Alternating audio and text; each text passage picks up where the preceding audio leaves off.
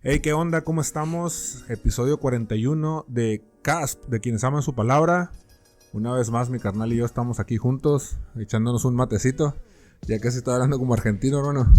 ¿Qué onda, carnal? ¿Episodio 41? 41 ya, hermano. No manches, a mí se me pierde la cuenta de eso. Sí, yo lo anoto, man, porque realmente ya se me había olvidado. Entonces siempre lo anoto. Y sí, episodio 41 y qué chido, man, que andas acá con nosotros. Episodio 41 y cada episodio creo que me siento, ¿cómo te explico? Me siento más nuevo, ¿no? Como que pareciera ser que estamos empezando. Que estamos empezando. Y eso me gusta, sí, pues, eso me gusta. Hace rato platiqué contigo y te decía que próximamente vamos a grabar un episodio de Efesios, ¿no? Sí, y te decía que estoy sacado de onda porque me gusta toda la información que estoy recibiendo y como que pareciera tú te que nutres, ¿no? Ajá, me nutro mucho y digo, todo esto que hacemos, yo siempre lo he dicho, es para mí, es para nosotros, y pues Dios quiera que aquellos que nos escuchen también puedan ser pues nutridos, ¿no? De la misma manera que a nosotros nos pasa. Sí. Pero sí, episodio 41, gracias a Dios, estamos aquí con frío todavía.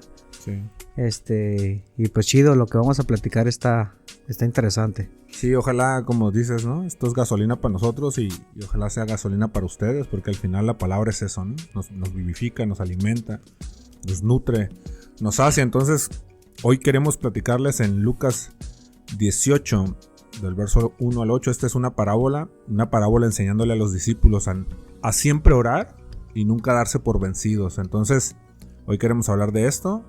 Les damos la bienvenida a todos a darle sobres. ¿Ya está grabando? Bienvenidos a CASP Radio. Pues bueno, como les decía ahorita, queremos platicar sobre Lucas capítulo 18, verso 1 al 8. Les leo, lo tengo en la NTV. Y chequen, dice: cierto día Jesús les contó una historia a sus discípulos para mostrarles que siempre debían orar y nunca darse por vencidos. Había un juez en cierta ciudad, dijo, que no tenía temor de Dios ni se preocupaba por la gente. Una viuda de esa ciudad acudía a él repetidas veces para decirle: hágame justicia en este conflicto con mi enemigo. Durante un tiempo el juez no le hizo caso, hasta que finalmente se dijo a sí mismo: no temo a Dios ni me importa la gente, pero esta mujer me está volviendo loco. Me ocuparé de que reciba justicia, porque me está agotando con sus constantes peticiones. Entonces el Señor dijo: aprendan una lección de este juez injusto, si hasta él dio un veredicto justo al final.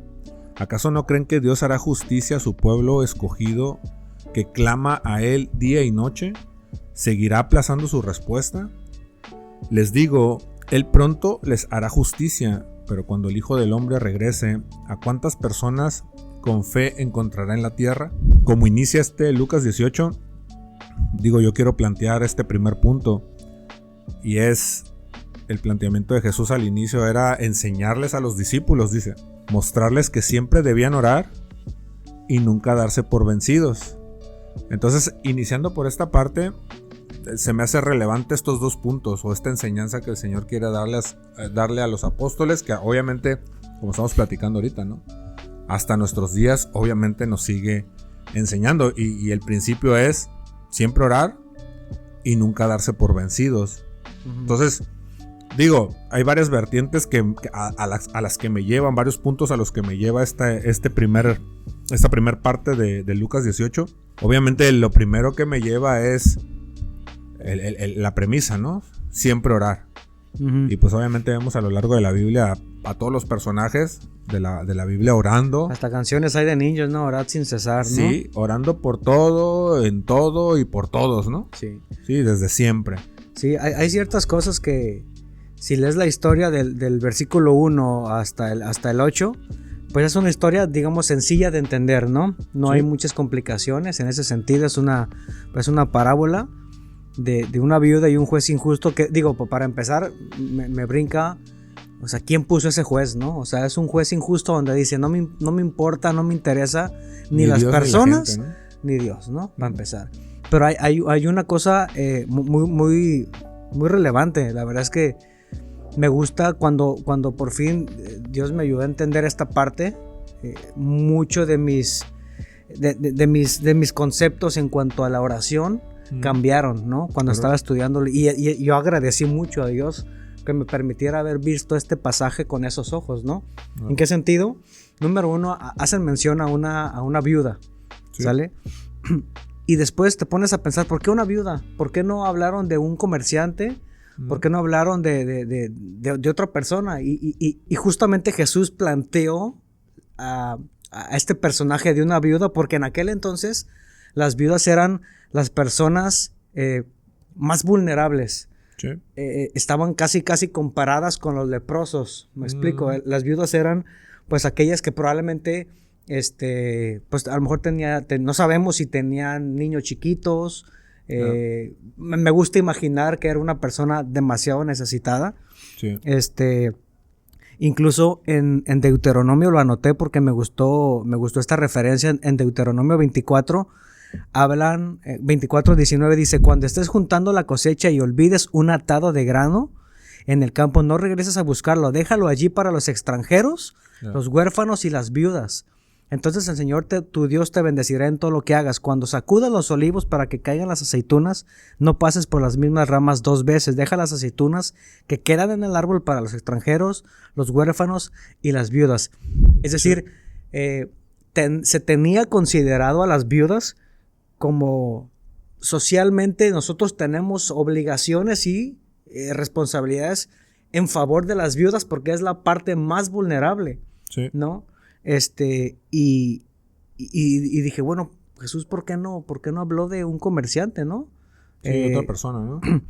Y sí, digo, es importante recalcar que estamos hablando de un juez injusto y una persona muy vulnerable, una persona muy necesitada, una persona que nadie ve por ellos. O sea, en ese entonces, repito, era como que la parte de la sociedad más baja, digamos, pues, ¿no? Sí, de hecho hay una parte en las bienaventuranzas, ahorita que estamos platicando esa parte de la viuda, entendiendo que era una persona necesitada, y una parte de las bienaventuranzas habla de aquel que reconoce su necesidad de Dios, ¿sí?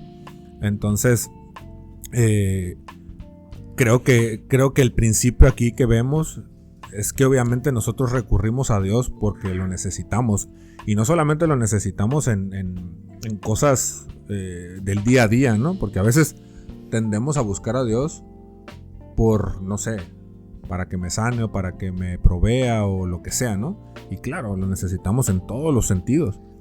Pero hay una necesidad espiritual así impresionante, ¿no? Que realmente no todos estamos conscientes de esa necesidad espiritual. Y necesitamos a Dios y somos totalmente vulnerables, ¿no? En todos los sentidos, porque al final del día Dios es el que nos da la vida, ¿no? El que nos da salud. Y en un contexto espiritual, pues Él es el que nos ha dado vida. Entonces dependemos y somos totalmente vulnerables ante Dios, ¿no? Entonces esa vulnerabilidad, como la planteas, se me hace interesante, está chida, ¿no? Y la idea a la que quiero llegar y a la que Dios me hizo pues compararme con esto que estamos leyendo es, el contexto es oren, ¿sí? César, pidan, ¿no? Sí. Pero ahora, ¿desde qué posición estás pidiendo? Yep. Estás pidiendo como desde la posición de viuda. O sea, yo te aseguro que la viuda no estaba pidiendo una casa con jacuzzi. Totalmente. Sí. Entonces, ¿desde qué posición tú estás pidiendo? ¿Desde dónde estás sentado para decirle, Señor, necesito esto? Porque el Señor es, y aquí lo dice, dice, ¿acaso si el juez injusto respondió a la insistencia de la viuda, cuánto y más Dios no lo va a hacer con ustedes? Sí. Ajá, espérame, pero es importantísimo que quede claro que no es... ¿Qué nivel de prioridad tenía la viuda, no? Exactamente, Dios no va a cumplir mis caprichos porque, o sea, hay gente que pudiera interpretar esta parábola diciendo, insiste, y si insistes y si eres latoso, Dios te va a dar lo que pides nomás por ser latoso. Sí, no es eso. Sí. No es esa interpretación. Es Dios va a responder esas oraciones si tus oraciones Sí, son correctas, son ¿no? correctas y las estás pidiendo desde una posición de realmente una necesidad. No lo dice la Biblia, pero está entre líneas que la viuda estaba pidiendo justicia por algo que ella necesitaba, pues era algo apremiante en su vida. Y me puse a pensar, ¿cuántas veces no le pedí yo a Dios un Mercedes-Benz? ¿Tú crees que esas oraciones las contesta el Señor? Claro Sí. que no, y nomás se lo pedía por andar de farol. Ahora que mencionas esa parte, man, justo yo platicaba con una persona en la iglesia sobre que a veces leemos ciertos pasajes en la Biblia y le sacamos cierta interpretación. Pero sucede que a veces la interpretación que nosotros sacamos de esos pasajes se contradice con otros pasajes de la Biblia. Y yo lo que platicaba con esta persona era, tenemos que conocer la palabra, punto número 1, y al final del día, si un versículo se contradice con otro versículo, tenemos que de nuevo recapitular porque en algún punto nos perdimos. Sí. Entonces esto que estás diciendo ahorita de, lees Lucas 18 y de repente dices, ok, esta viuda insistió y le respondieron, ¿no? Su insistencia. Entonces, si tú lo interpretas de esa manera y dices, ok, pues si a ella le respondieron, pues entonces yo voy a pedir, no sé, Pero fíjate, un Mercedes, como dices, ¿no? pero fíjate, curiosamente, digo, ahorita lo estamos platicando y lo entendemos bajo esta premisa de quien lo estaba pidiendo era posición de viuda. Sí. Pero créeme que Sí, es más común, sí. ¿no? A lo que voy es que es más común de lo que nosotros creemos. Porque yo Totalmente. estuve ahí, men. Totalmente. Y yo estuve ahí y todos mis conocidos Todos hemos estado ahí, estuvimos men. ahí, pues. Sí, decir, sí. yo quiero esto, Señor. Y ¿Cuántas veces, men, se dijo, no? No, es que lo que tocare la planta de tus pies va a ser tuyo, ¿no? Y la raza tocando tacomas, ¿no? Eso me pasaba a mí. Pisando así. tacomas, ¿no? Entonces, sí, pero realmente si tú lees, por ejemplo, lo que dice Santiago, ¿no? O sea, piden, pero no reciben porque piden mal. Y Santiago dice el por qué. Porque piden para sus propios deleites. Sí. Entonces, este es un punto importantísimo porque ciertamente, si tú interpretas de esa manera, se contradice con lo que Santiago dice. Entonces, realmente, lo que Dios va a responder, sí, es nuestra insistencia. Pero al final del día, ¿con qué intención? O sea, ¿cuál es cuál es la motivación de mi corazón al estar orando lo que estoy orando? Sí. Entendemos que la vida tiene una motivación correcta. Era una persona necesitada. Y habla de que le haga justicia con su enemigo, dice. O sea, quiere decir que había una persona que le estaba haciendo daño. ¿Sí me explico? O sea, había algo de peso en su insistencia, perdón. Así es. Y otra parte que dice, para reforzar todavía más esto, man, en el 7, dice, ¿y acaso Dios no hará justicia a sus escogidos? Ya. Escogidos, dice. Sí. Hay un pasaje en Mateo que dice, muchos son llamados, pero pocos son los escogidos. Es decir, Ese es otro punto.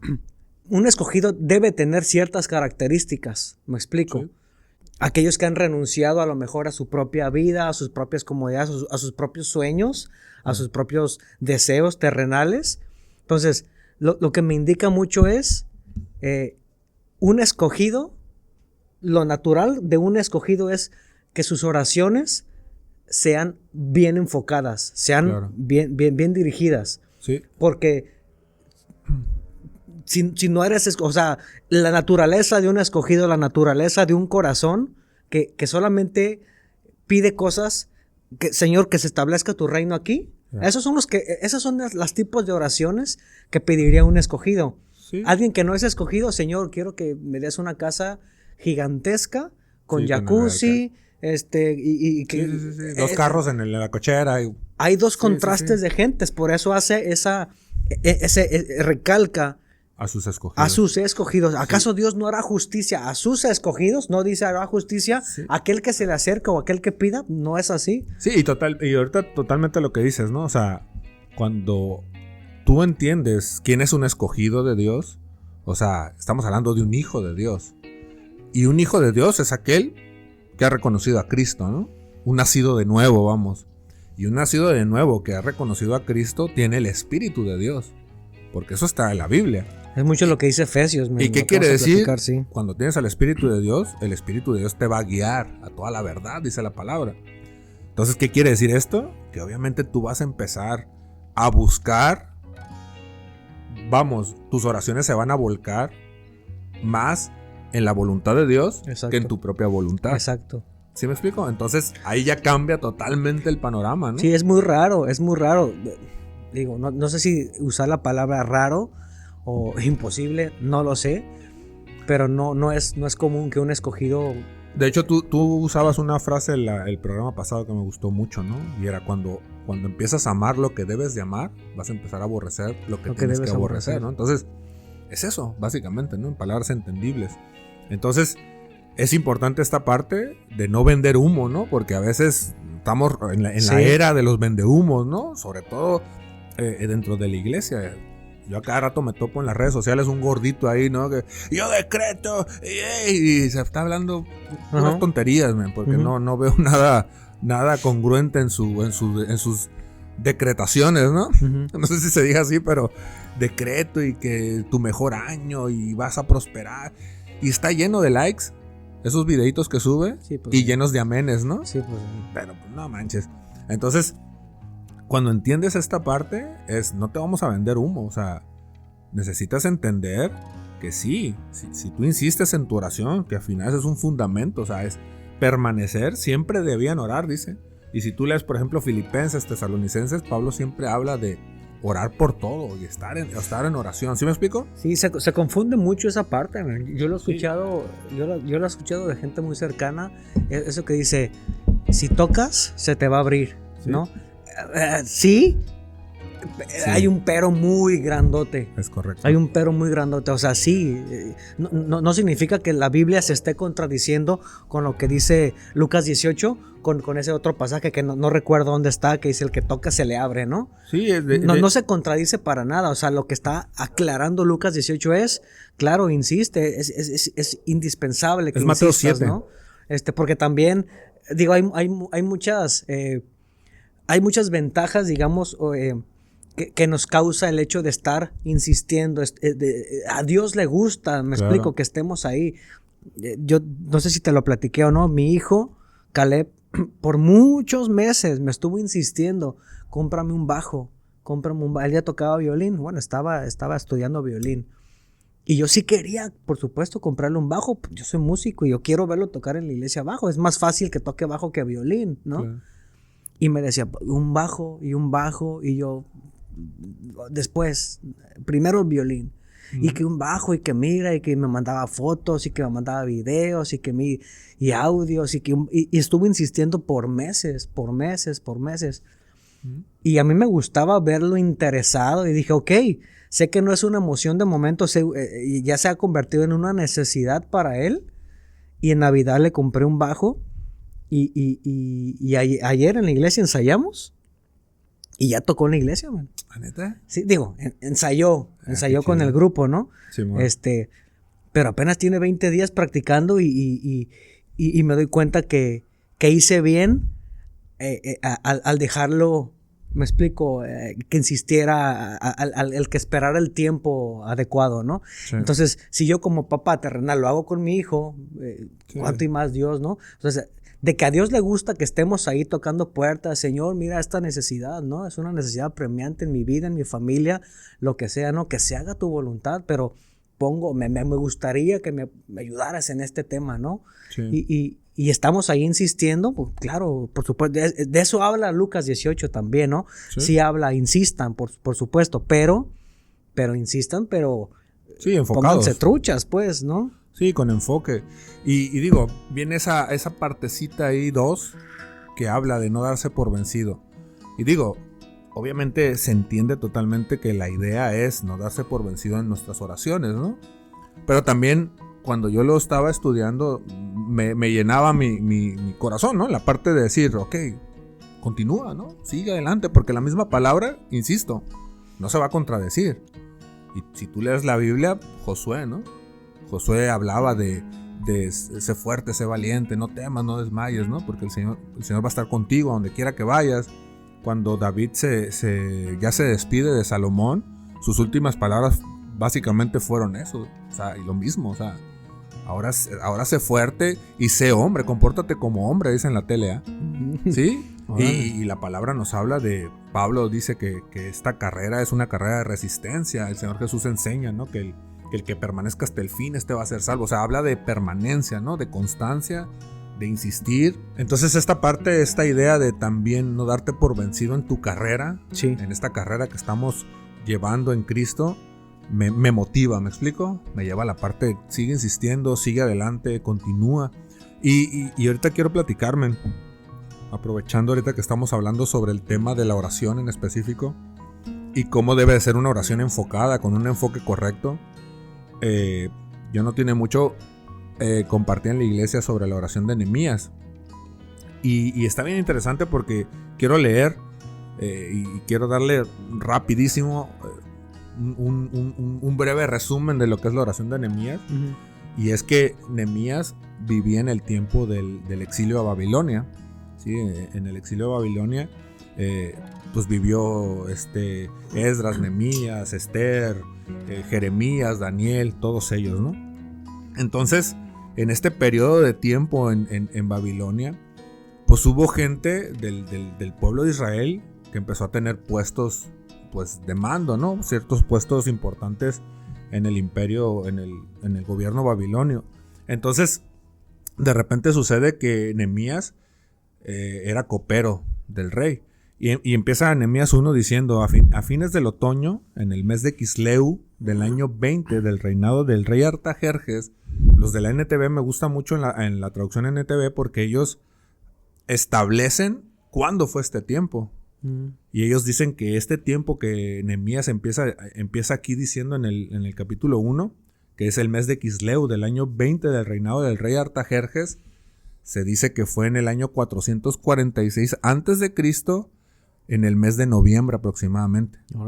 Entonces dice que de repente llega su hermano, dice que se encontraban en la fortaleza de Susa, dice aquí Nehemías, y dice que Hanán y su hermano y otras personas llegaron con él contándole lo que estaba pasando en el territorio de Judá, ¿no?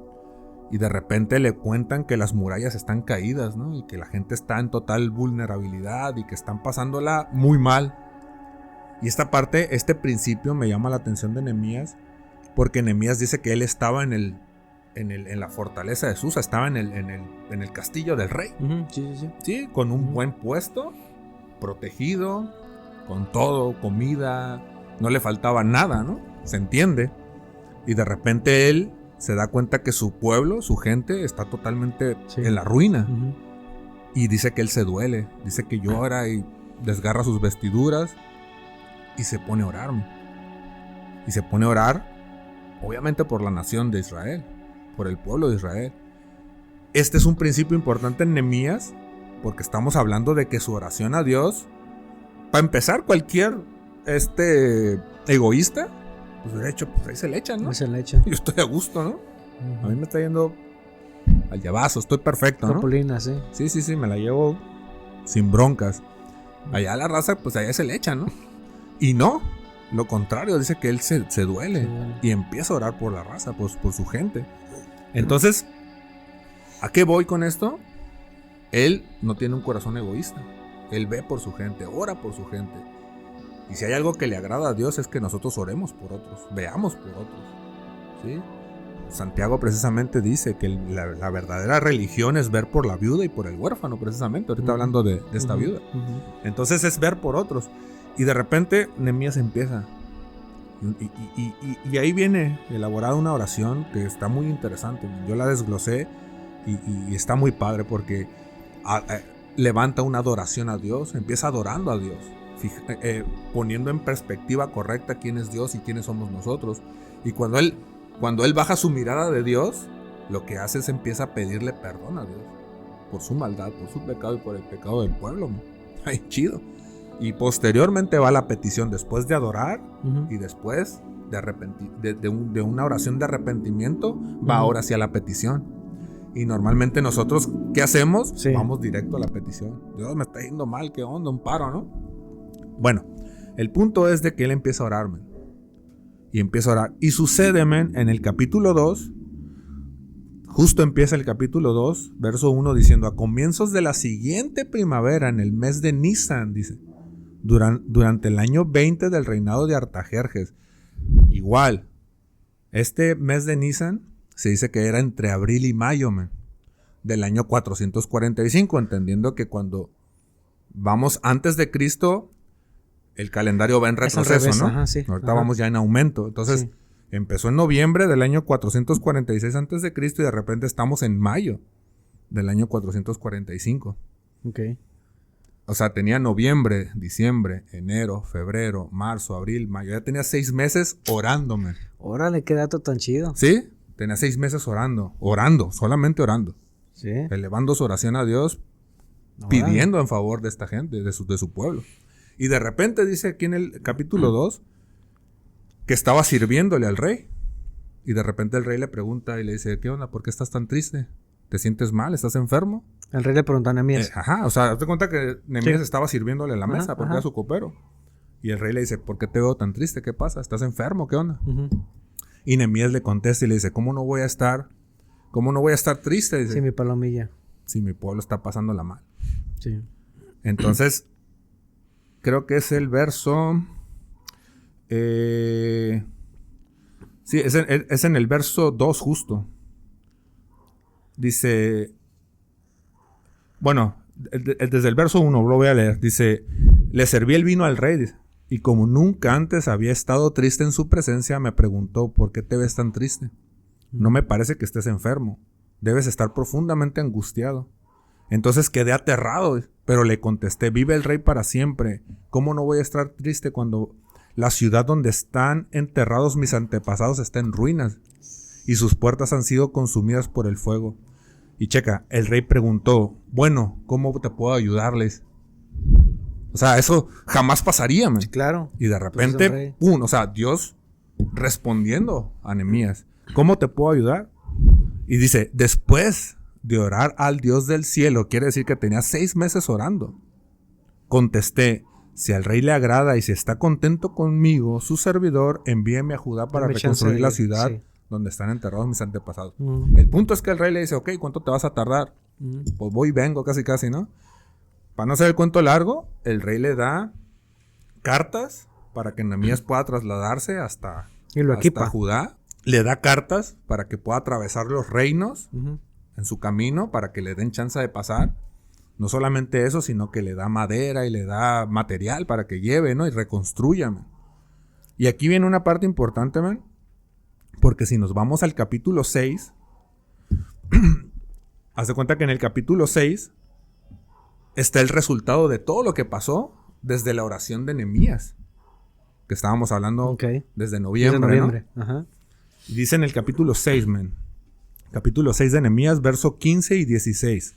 Dice, así que el 2 de octubre, a los 52 días después de comenzar la obra, se terminó la muralla. Chécate. Entonces llegamos mayo, Ujú. y de repente en lo que hizo preparativos, llevó el material y todo, haz de cuenta que empezó 52 días después, dice. Terminaron la obra el 2 de octubre. Quiere decir que empezaron como en 5 meses. como a finales de agosto, man. Ujú. Empezaron a construir. ¿Sí? Finales de agosto del 445. Quiere decir que mayo, junio, julio, agosto. Se aventó 3 meses Ujú. en lo que llevó material y planearon y se pusieron a construir.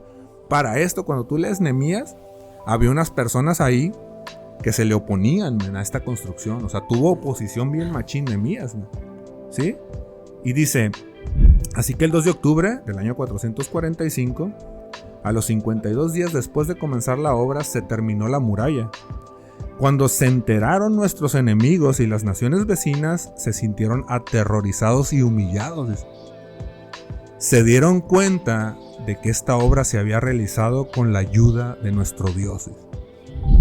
¿Sí me explico? O sea, a lo que voy yo es que cuando tú tienes un enfoque correcto en tu oración, ¿sí? Cuando eres persistente, como nos enseña Lucas 18, eres persistente y enfocado en tu oración y que va totalmente en armonía con la voluntad de Dios. Sí, tienes que ser insistente. 6 meses Nehemías orando. Y de repente, ¡pum!, todas las cosas se empezaron a poner en su justo sitio. Entonces este pueblo vulnerable, ¿no? Como lo venía platicando desde el inicio de Nehemías, es un pueblo con las murallas destruidas y la gente en ruina. De repente dice que los enemigos se sintieron aterrorizados, ¿no? Y dice, se dieron cuenta, voy a leer aquí el 6, dice, se dieron cuenta de que esta obra se había realizado con la ayuda de nuestro Dios. Y no hay cosa más chida, man. Yo le decía a la raza cuando estaba compartiendo sobre eso, o sea, yo la verdad, yo quiero que eso se diga de mí. Sí, o sea, yo no quisiera que alguien dijera, el Gama, mira, pasó esto, pasó aquello por su capacidad o porque fue muy trucha o porque aprovechó cierta oportunidad. No. O sea, yo quiero que de mí se diga, se dieron cuenta que esta obra había sido realizada con la ayuda de nuestro Dios. Y ese es el resultado de una oración enfocada, de una oración correcta, y que básicamente es lo que nos enseña Lucas 18, ¿no? El insistir con obviamente un enfoque correcto, ¿no? Híjole, qué interesante. Yo sí me quedo pensando mucho en mí, porque la verdad es que tengo toda mi vida, no digo que orando mal, no, pero estoy seguro que muchas de mis oraciones no han sido contestadas. Número 1, porque no he insistido. Y número 2, porque he pedido pura tontería, la verdad, a veces, ¿no? Sí, man. Entonces, cuando estaba yo estudiando este pasaje, sí puse, o sea, traté de escarbar en mi mente, en mi corazón, cuáles son aquellas peticiones, aquellas oraciones que he elevado y que han estado incorrectas, ¿no? Claro. Que van mucho de mis deseos terrenales, ¿sí me explico? Sí. De cuestiones, incluso hasta pecaminosas, ¿no? De cuestiones egoístas, cuestiones, Señor, toma tú la venganza de este compa que se me atravesó en el carro, ¿no? Sí. O sea, no inventes, o sea, mucho de eso, pues, estamos contaminados, ¿no? Entonces, al darme cuenta de que son requisitos básicos, el insistir y el 2, que sean oraciones enfocadas, como dices, cambia mucho mi perspectiva acerca de la oración, ¿no? Sí. Y fíjate que pensándolo bien, man, al final, como lo hemos dicho muchas veces aquí, o sea, Dios es el mundo al revés, man. Y a veces te enfocas tanto, tu petición es tan enfocada en lo material, en provéeme, en dame, en ocupo y quiero, que olvidas lo realmente importante, que es lo espiritual, que es tu crecimiento, el dar fruto, tu caminar en el Señor, espiritualmente hablando, ¿no? Cuando realmente te enfocas en lo correcto, que te enfocas en otros, en querer bendecir, aportar en otros, el Señor se empieza a encargar de todo lo demás, men. ¿Sí? Sí. Porque a mí me ha pasado, men. O sea, ciertamente yo sí muchas veces sí le he orado al Señor. Señor, realmente ocupamos esto, pero realmente es una petición de que eso material realmente lo ocupamos para mi familia, para mi casa, ¿sí? Pero realmente cuando yo empecé a olvidarme de que mis oraciones fueran peticiones materiales y que yo empecé a enfocarme en Señor, yo necesito crecer, yo necesito aprender, dame sabiduría, dame entendimiento, quiero conocerte más. Sí, me explico, cambia mi corazón, yo necesito evolucionar, yo necesito crecer, ¿no? Yo necesito dar fruto. Y digo, cuando antes de que digas, cuando yo empecé a enfocarme en eso, man, y pasé a segundo plano, a segundo término, el tema material, pero cuando empezaron de repente a llegar cosas que yo ni siquiera esperaba. Sí, pero no significa que esté prohibido pedir cosas materiales. Claro que no. Yo me acuerdo mucho una vez que me platicaste, no me acuerdo si era tu refrigerador o era tu estufa. La estufa. O no sé qué. Sí. Y yo me acuerdo de esa etapa de tu vida y me acuerdo que tú estabas, pues, avanzando en las cosas del Señor y pues, bien, pues. Sí. Y era una necesidad genuina. Es lo que estaba diciendo ahorita, pues. O sea, claro que vas con el Señor y le dices, Señor, ocupamos esto, ¿no? O sea, lo de la estufa fue porque ya el horno ya se cayó, men. Y teníamos a Raquel chiquita, men. Y yo me lo imaginaba de repente que la borreta pasara y se le caía la tapa del horno en la cabeza y quedara como el Piolín, como calcomanía, ¿no? Entonces, yo sí fue ahí donde dije. Como el Piolín. Sí. O sea, pero, está enfocada la petición, ¿me explico? Y por supuesto que Dios nos respondió, men. Y digo, como esas hay muchas historias. Pero a lo que voy, claro que las cosas materiales y las peticiones, y claro que puede haber deseos en nuestro corazón. O sea, yo por ejemplo, yo tengo un deseo en mi corazón, man, de un día conocer Israel. No sé si el Señor me lo va a permitir, pero es un deseo en mi corazón. A lo mejor el Señor me lo permite, a lo mejor no lo sé. Y no pasa nada si no pasa, ¿no? Pero realmente el Señor también le interesan los deseos de nuestro corazón cuando son bien intencionados y bien enfocados. Por supuestísimo. Pero a lo que voy yo es que cuando dejas en segundo plano eso, sí, y te enfocas y priorizas correctamente, pasó con Nehemías, man. O sea, Nehemías pudo haber empezado su oración de la siguiente manera, si a lo mejor hubiéramos sido nosotros. Señor, necesitamos restaurar las murallas. Ocupo madera, ocupo esto, ocupo aquello. No. Solamente él empezó a adorar a Dios, se arrepintió, pidió perdón no solamente por su pecado, sino por el pecado de la nación. ¿Sí? ¿Y qué pasa? Cuando él enfocó correctamente su oración, no solamente el Señor le proveyó y le perdonó el pecado y la maldad y todo, no solamente eso, le proveyó lo material, man, lo más básico, man. Sí. O sea, cuando cambias el enfoque, a eso voy, pues. O sea, lo material hasta llega solito, pues. Y con Dios no puedes romper el sistema. Me explico. No hay manera que puedas encontrar un atajo. Con Dios no es así, man. Con Dios lo que pasa es que si no haces las cosas como Él las estableció, lo único que va a pasar contigo es, van a pasar años y años y años y tú vas a estar en el mismo sitio, ¿sí? Sin avanzar, sin prosperar, sin nada, ¿no? ¿Por qué? Sí. Porque estás haciendo las cosas incorrectas, pues. Lo estás haciendo totalmente al revés. Sí, pues. Lo estás haciendo al revés hasta que no entiendas, es cuando ¡pum! Empiezas a subir escalones, pues. Pasó con Salomón. O sea, Salomón, ¿qué dice?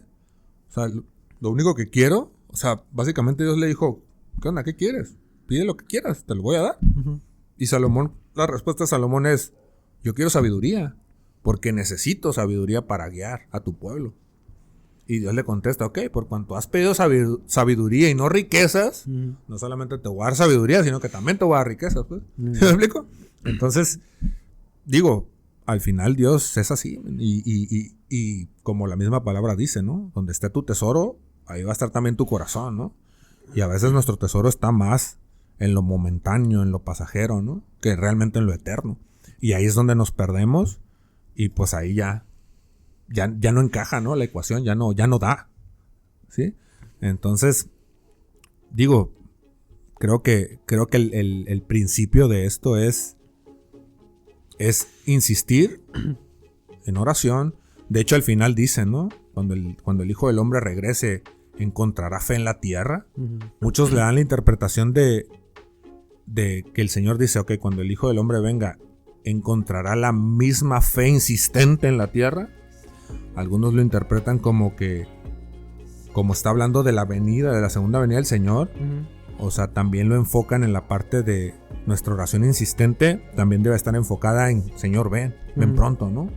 Queremos tu regreso. En desear que Él venga, En desear que Él venga, ¿no? Sí. Entonces, pero creo que también cabe la parte de insistir, enfocados, nuestra oración enfocada en lo que el Señor quiere, dejar que el Espíritu nos guíe, ¿no? Porque al final el Espíritu nos va a guiar a la verdad y nos va a guiar a lo que el Padre quiere, a lo que Dios quiere, ¿no? A la voluntad de Dios. Entonces, es eso y pues no darnos por vencidos, ¿no? Sí, me gusta mucho como de una parábola que, como empezamos diciendo, ¿no? Se lee tan sencillo una historia, puede uno encontrarle estas riquezas, ¿no? Y decir, ok, híjole, lo estaba haciendo mal, ok, ahora lo voy a hacer bien, ¿no? Y digo, no es como que seamos muy habilidosos para detectar aquellas oraciones que están siendo, definitivamente necesitamos la ayuda del Espíritu Santo y Él es el quien nos guía para indicarnos cuándo son las oraciones enfocadas y pues insistir en eso, man. Me gusta mucho, man. Sí, Lucas 18. Sí, al final es insistir en la oración que Dios quiere que oremos, básicamente, ¿no? Entonces ser insistentes en ello y el Señor va a responder sin duda, porque pues, hay una parte donde el Señor Jesús dice, ¿no? O sea, miren las aves de los cielos, los lirios del campo, o sea, Dios los alimenta y Dios los viste, o sea, ¿no valen ustedes más que ellos? ¿sí? O sea, ustedes son más importantes que ellos. Y hay otra parte también, ¿no? Donde habla y dice, o sea, si tu hijo te pide un pan, o sea, ¿le vas a dar una piedra? O si te pide un pescado, ¿le vas a dar una serpiente? Pues Sí. obviamente no. Y si ustedes que son malos, saben dar buenas cosas, ¿Cuánto y más? Sí. cuanto más nuestro Padre, ¿no? Nos dará todas las cosas. Entonces, es eso y pues con eso me quedo, hermano. Igual yo. Es todo, raza, por hoy. Nos vemos el episodio que sigue. Gracias y paz a todos. Sobres. Bye. Bye.